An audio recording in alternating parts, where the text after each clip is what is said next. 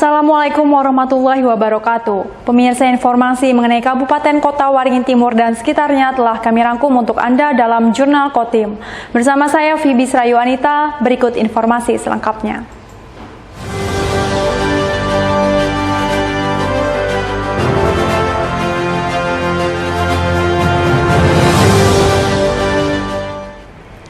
Kabut asap tebal akibat kebakaran hutan atau lahan Minggu 3 September pagi menyelimuti Kota Sampit, Kabupaten Kota Waringin Timur. Tebalnya kabut asap dan maraknya kebakaran hutan dan lahan menjadikan Kota Sampit berada pada urutan pertama kota paling berpolusi di Indonesia dengan kualitas udara sangat tidak sehat. Pekatnya saputan kabut asap dampak kebakaran hutan atau lahan yang menyelimuti Kota Sampit pada Minggu pagi menurunkan jarak pandang menjadi hanya sekitar 50 meter. Saputan kabut asap yang muncul sekitar pukul 6 pagi itu terasa lebih pekat dari biasanya, bahkan bisa dibilang menjadi yang paling pekat sejak maraknya kebakaran hutan dan lahan yang terjadi dalam beberapa bulan terakhir. Berdasarkan data IQR, pagi itu Kota Sampit berada pada urutan pertama kota paling berpolusi di Indonesia. Sedangkan berdasarkan Indeks Standar Pencemaran Udara atau ISPU, kualitas udara di Kota Waringin Timur dinyatakan sangat tidak sehat dengan angka di atas 200 untuk PM2,5. Kabut asap yang menyelimuti Kota Sampit perlahan mulai menghilang seiring dengan teriknya sinar matahari dan kuatnya tiupan angin. Namun hal itu tidak serta-merta membuat kualitas udara membaik.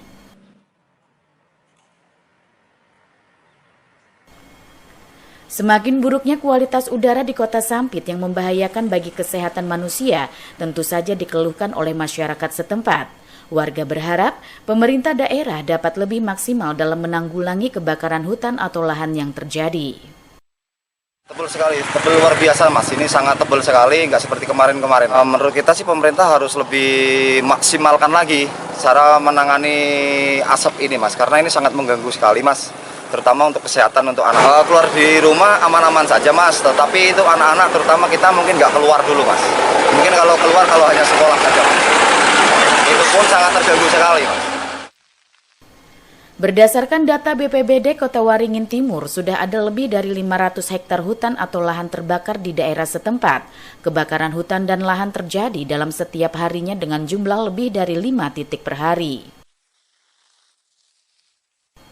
Dalam penanggulangannya, BPBD kerap dihadapkan dengan sulitnya akses menuju titik api, serta minimnya sumber air di sekitar lokasi kebakaran.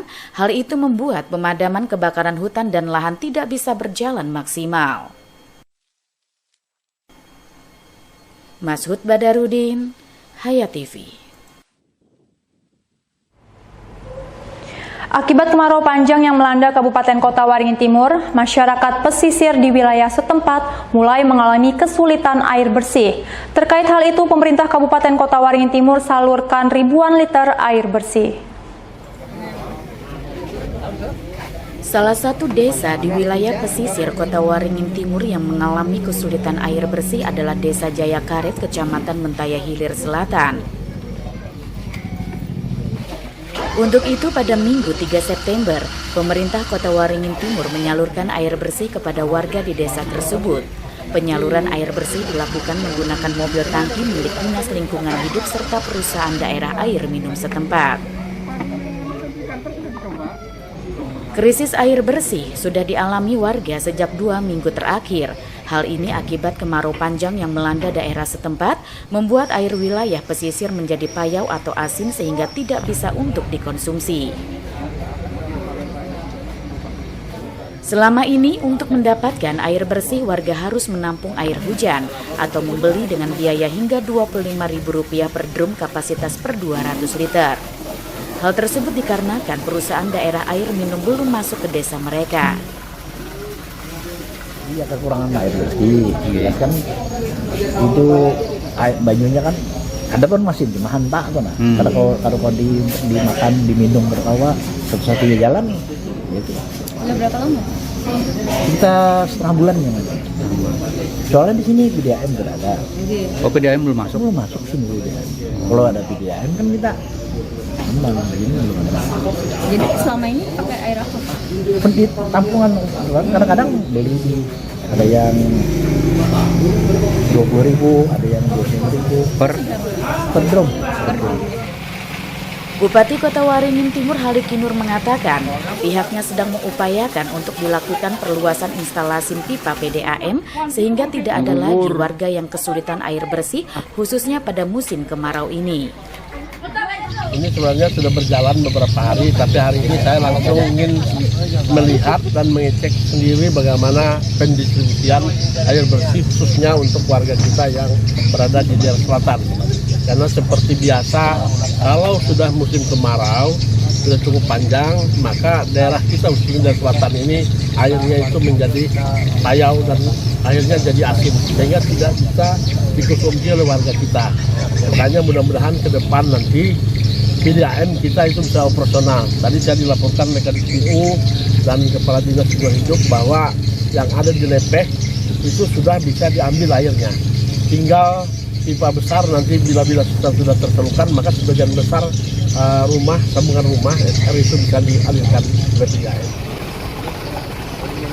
Pendistribusian air bersih yang dipimpin langsung oleh Bupati Kota Waringin Timur Halik Kinur ini adalah untuk keperluan makan atau minum, bukan untuk MCK atau mandi cuci kakus. Meski pendistribusian air bersih akan terus disalurkan, namun warga diimbau untuk menghemat penggunaan air. Mashud Badarudin, Hayat TV. Pemerintah Kecamatan Cempaka, Kabupaten Kota Waringin Timur menggelar rapat mediasi antara PT WYKI bersama Koperasi Cempaka Perkasa dengan Suparman CS terkait pencabutan izin usaha pemanfaatan hutan kemasyarakatan. Rapat mediasi tersebut dilakukan di Aula Kantor Kecamatan Cempaka. Rapat dipimpin Camat Cempaka, Adi Chandra, dan dihadiri Kapolsek Cempaka dan Ramil Cempaka, Kepala BPD serta Kepala Desa Patai. Mediasi digelar Kecamatan Cempaka ini untuk mendengar keterangan PT WYKI bersama Koperasi Cempaka Perkasa terkait proses pencabutan izin IUPHKM milik Koperasi Cempaka Perkasa yang sudah dicabut oleh KLHK. Ketua Koperasi Cempaka Perkasa Hairul mengatakan pihaknya bersama PT WYKI siap menghadapi jika Suparman CS yang mempersoalkan masalah pencabutan izin IUPHKM membawanya ke ranah hukum. Dalam mediasi ini terdapat 6 poin yang menjadi kesimpulan, diantaranya agar masyarakat menjaga Kamtipnas dengan menghormati proses hukum, serta tidak ada lagi mediasi permasalahan yang sama di tingkat desa atau kecamatan. Mediasi juga tidak menetapkan status quo atau objek yang dipersengketakan sebelum adanya putusan pengadilan. Usai mengikuti mediasi, pengurus Koperasi Cempaka Perkasa melakukan pertemuan secara internal melalui diskusi dengan mengedepankan musyawarah dihasilkan keputusan bersama. Mashud Badarudin, Hayat TV. Sekretaris Daerah atau Sekda Kota Waringin Timur Fazlur Rahman mengingatkan jajaran Satuan Organisasi Perangkat Daerah atau SOPD agar tidak mengalihkan anggaran yang telah disusun dan disahkan.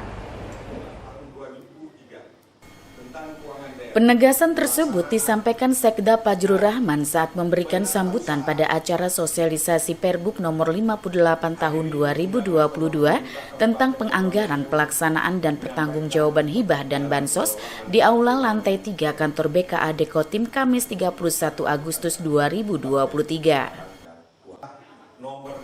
Sekda Fazlur Rahman mengatakan setiap organisasi perangkat daerah atau OPD akan diberikan besaran anggaran sesuai dengan kebutuhan rutinitas yang ada. Untuk itu, dia mengingatkan kepada para OPD agar tidak mengalihkan anggaran yang telah direncanakan sebelumnya. Pasalnya di tahun 2023 masih ada OPD yang melakukan penginputan berbeda. Pemerintah Kabupaten Kota Waringin Timur ungkap Fazlur Rahman akan menerapkan efektivitas dan penghematan dalam pelaksanaan anggaran pendapatan dan belanja daerah atau APBD.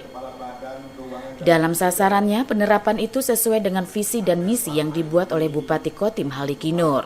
Dalam kesempatan ini saya ingin menyampaikan kepada kita sekalian bahwa kita akan menerapkan hemat di dalam pelaksanaan kegiatan APBD, tetapi efektif di dalam sasaran yang akan kita capai. Tetap akan melaksanakan daripada visi misi Bapak Bupati. OPD nanti akan diberikan padu anggaran sesuai daripada kebutuhan rutinitas yang ada. Jadi tolong ini jangan dialihkan, diinput kepada yang lain-lain. Karena masih ada ternyata OPD di tahun 2023 melakukan penginputan yang berbeda dengan yang diarahkan oleh TAPD. Sementara itu, dalam sambutan Kepala Badan Keuangan dan Aset Daerah atau BKAD Kabupaten Kota Waringin Timur, Fora Ketina Ike Herita juga mengatakan di tahun 2024 atas arahan Bapak Bupati dan berbagai pihak, pemerintah daerah akan mengutamakan pelunasan utang. Jadi nantinya jangan sampai ada yang mengeluh karena tidak ada kegiatan, karena ini langkah yang harus dilakukan sebagai upaya memprioritaskan hal-hal yang menjadi kewajiban. Normansa, Hayat TV. Antusias masyarakat di Kelurahan Baamang Hulu untuk turut serta memeriahkan acara puncak penutupan HUT kemerdekaan RI ke-78 sangat tinggi. Mereka larut dalam kegembiraan bersama melalui sejumlah hiburan yang ditampilkan. Sabtu 2 September 2023. Meski hampir 3 pekan peringatan puncak HUT Proklamasi Kemerdekaan Republik Indonesia ke-78 telah berlalu, namun semangat kemerdekaan yang dibungkus dengan beragam perlombaan rakyat yang cukup menghibur terus bergema hingga kini. Nuansa tersebut seperti terlihat pada acara puncak penutupan yang digelar di halaman kantor Kelurahan Baamang Hulu Sabtu sore kemarin.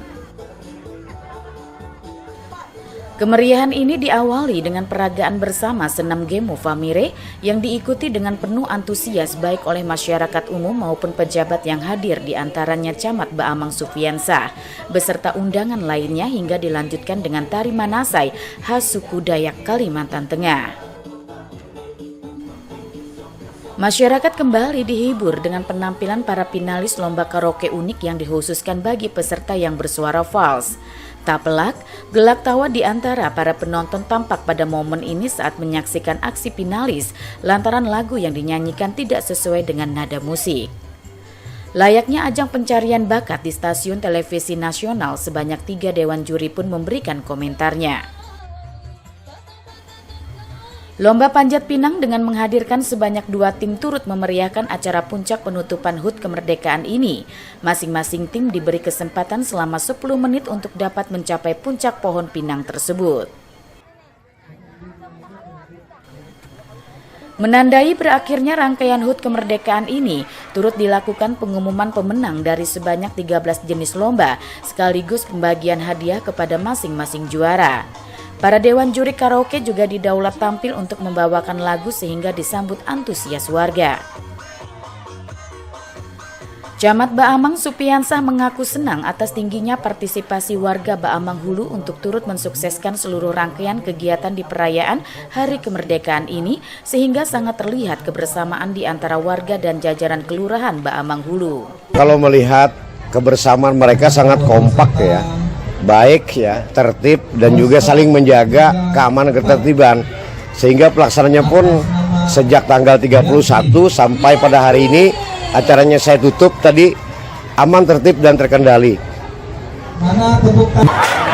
Dan alhamdulillah pelaksanaan ini dari awal sampai akhir terlaksana dengan lancar, aman, tertib.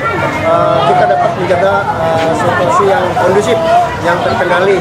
Ini atas berkat dukungan kita, kerjasama kita dengan warga, dengan panitia juga, dengan kita staf di Kelurahan Baamang Hulu.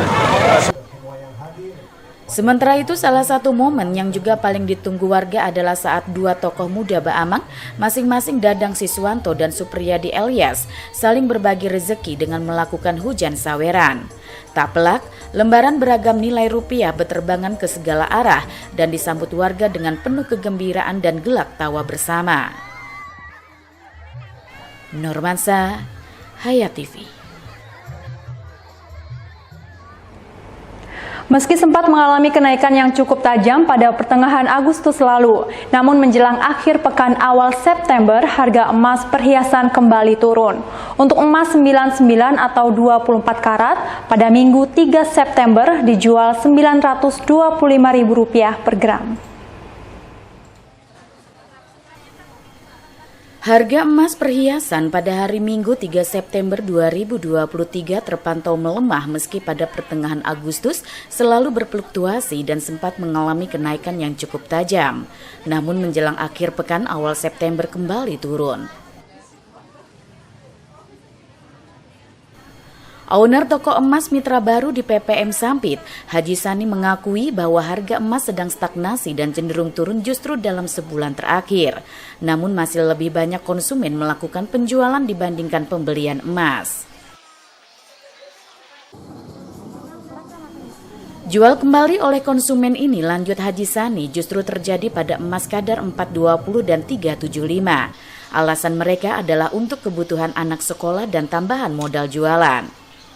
Sebaliknya, konsumen banyak berburu untuk emas kadar 99 atau 24 karat untuk investasi di situasi terus melemahnya harga emas saat ini.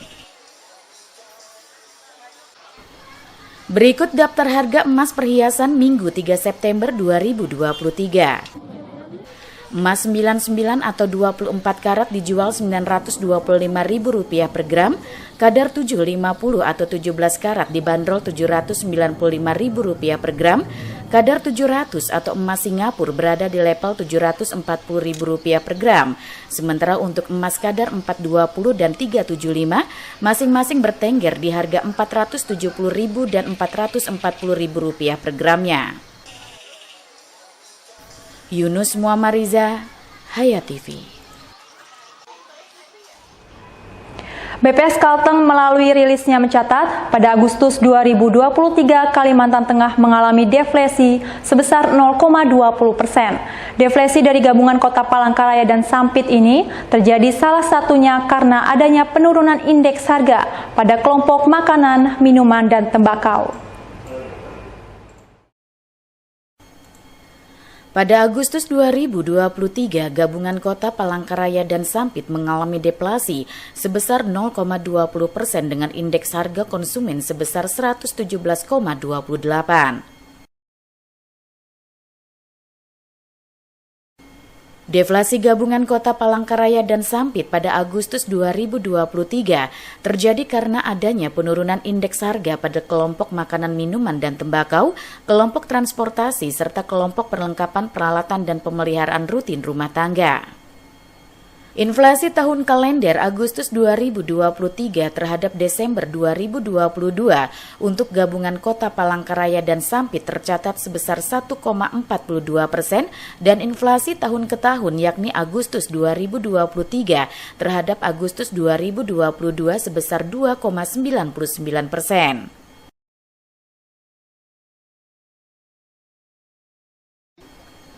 Komoditas yang memberikan sumbangan inflasi pada Agustus 2023 antara lain bayam, cabai rawit, bawang putih, rokok kretek filter, obat dengan resep, bahan bakar rumah tangga, sekolah menengah pertama, emas perhiasan, solar, dan rokok putih. Sementara komoditas yang memberikan sumbangan deflasi pada Agustus 2023 antara lain daging ayam ras, angkutan udara, bawang merah, beras, ikan saluang, tomat, ikan gabus, ikan baung, udang basah, dan ketimun. Yunus Muammariza, Hayat TV. Turunnya harga daging ayam ras, bawang merah, dan telur ayam ras, andil terjadinya deflasi di Kota Sampit. Rilis BPS menyebutkan pada Agustus 2023, Kota Sampit mengalami deflasi sebesar 0,16%. Perkembangan harga berbagai komoditas pada Agustus 2023 di Sampit secara umum menunjukkan adanya penurunan. Berdasarkan hasil pemantauan BPS pada Agustus 2023, Sampit mengalami deflasi sebesar 0,16% atau terjadi penurunan indeks harga konsumen dari 118,94 pada Juli 2023 menjadi 118,75 pada Agustus 2023. Dengan tingkat inflasi tahun kalender Agustus 2023 terhadap Desember 2022 sebesar 1,51 dan tingkat inflasi tahun ke tahun yakni Agustus 2023 terhadap Agustus 2022 sebesar 3,32%. Deflasi pada Agustus 2023 di Sampit terjadi karena adanya penurunan indeks harga pada beberapa kelompok pengeluaran, di antaranya kelompok makanan, minuman, dan tembakau, kelompok perlengkapan peralatan dan pemeliharaan rutin rumah tangga, kelompok pakaian dan alas kaki, serta kelompok informasi komunikasi dan jasa keuangan. Sedangkan untuk kelompok rekreasi, olahraga, dan budaya, serta kelompok penyediaan makanan dan minuman atau restoran di kota Sampit relatif stabil. Sementara kelompok pengeluaran yang mengalami inflasi adalah kelompok kesehatan, kelompok pendidikan, kelompok transportasi, kelompok perumahan, air, listrik, dan bahan bakar rumah tangga, serta kelompok peralatan pribadi dan jasa lainnya.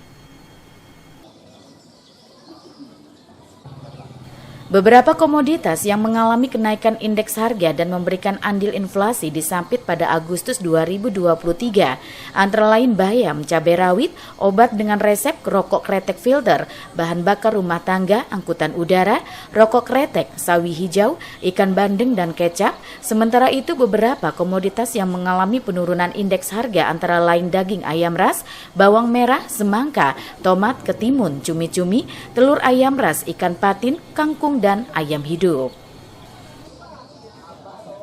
Yunus Muammariza, Hayat TV.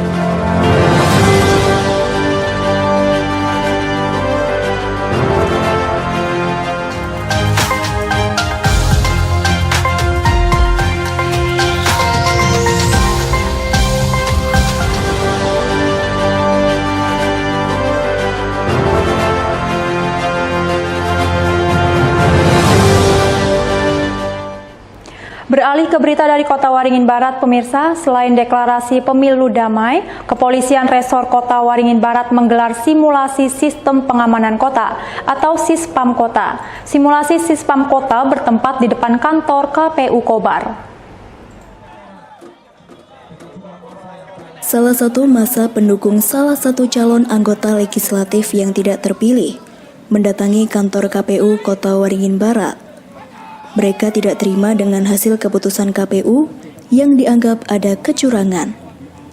Kedatangan massa tersebut dihadang oleh petugas dari Polres Kota Waringin Barat yang tengah melakukan pengamanan di kantor KPU. Massa tidak diperkenankan masuk dan hanya diminta perwakilan saja. Sempat dilakukan negosiasi, namun puluhan massa pendukung calon tetap bersikeras untuk masuk dan bertemu Ketua KPU. Situasi memanas karena massa terus memaksa petugas tidak menghalangi mereka. Bentrok dan saling dorong antar petugas dengan massa pun tidak dapat dihindari. Tembakan gas air mata dan semprotan air dari mobil water cannon terpaksa dilepaskan petugas untuk menghalau massa yang semakin anarkis. Berkat kesigapan aparat, massa akhirnya berhasil didorong mundur dari kantor KPU Kota Waringin Barat. Aksi tersebut merupakan simulasi sistem pengaman kota atau Sispam Kota yang digelar jajaran Polres Kota Waringin Barat. Menurut Kapolres Kota Waringin Barat AKBP Bayu Wicaksono, simulasi ini merupakan bagian dari kesiapsiagaan dan menjadi bagian untuk mengecek kesiapan personil, kelengkapan sarana dan prasarana sebelum ditugaskan dalam melaksanakan pengamanan. Dalam pengamanan pemilu 2024 mendatang, Polri didukung TNI dan seluruh stakeholder lainnya harus selalu siap memberikan yang terbaik agar jalannya rangkaian pesta demokrasi dapat berjalan aman, damai, lancar, dan tanpa kendala. Selain menjaga objek vital seperti kantor KPU, aparat gabungan nantinya juga akan rutin menggelar patroli untuk memastikan daerah dalam keadaan aman dan kondusif. Tim Liputan, SBTV. Demikian pemirsa informasi dari Kota Waringin Barat tadi sekaligus menutup jumpa kita pada kali ini. Saya Fibi Srayuanita mewakili jajaran yang bertugas mohon undur diri dari hadapan Anda. Terima kasih dan sampai jumpa. Wassalamualaikum warahmatullahi wabarakatuh.